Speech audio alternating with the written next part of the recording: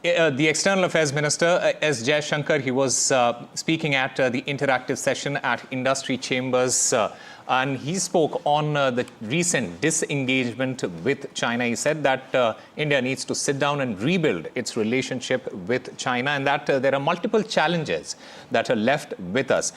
He also, in fact, said that we had a stable relationship with China in the past, and that relationship was impacted in 2020 after the Galwan clash.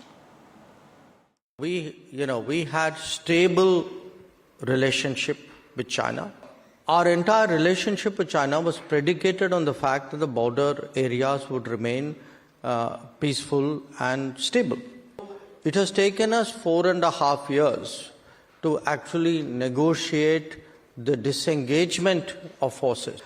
We have still challenges left with us. I made a statement in Parliament on this subject, and we still have to de-escalate, because what we have done is disengage forces from close proximity, but we have a de-escalation because there's still a very large number of forces.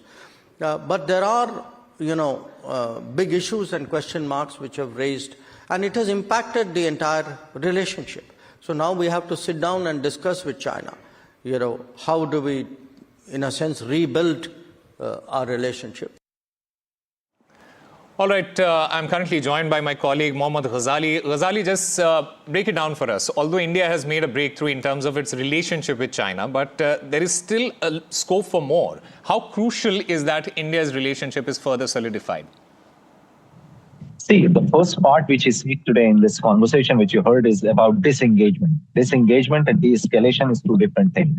We have achieved disengagement at around LAC. After the dispute which happened in 2020. But now, Dr. Jaishankar, the External Affairs Minister, is hinting towards the new step, which is like to rebuild the relationship with China, because just the border escalation or the border dispute is not just one part of the relationship. We have somehow achieved in the last 4 years after 2020, when the Galwan clash happened. After that, in 2024, just a couple of months ago, we announced disengagement. The patrolling was restored there as it was before 2020's clash. And now the next step is to rebuild our relationship with China. And both India and China in joint statement, in separate statements from Indian Prime Minister, Mr. Narendra Modi, and his counterpart, to say the Chinese President Xi Jinping on the sidelines of BRICS summit had also said in Kazan in Russia that now is the time to move forward and look for more opportunities to deepen our ties, because India and China are two superpowers in Asia. And if they culminate, if they sort of build up more ties, deepen their ties in different sectors, it will not just be good for both the countries, but for the entire world. And time and again, Prime Minister has said that this is not the time of war or era of war. Solutions cannot be found on the battlefield. So this rule applies for every country, not just for Russia and Ukraine, in the context of which the Prime Minister has said this.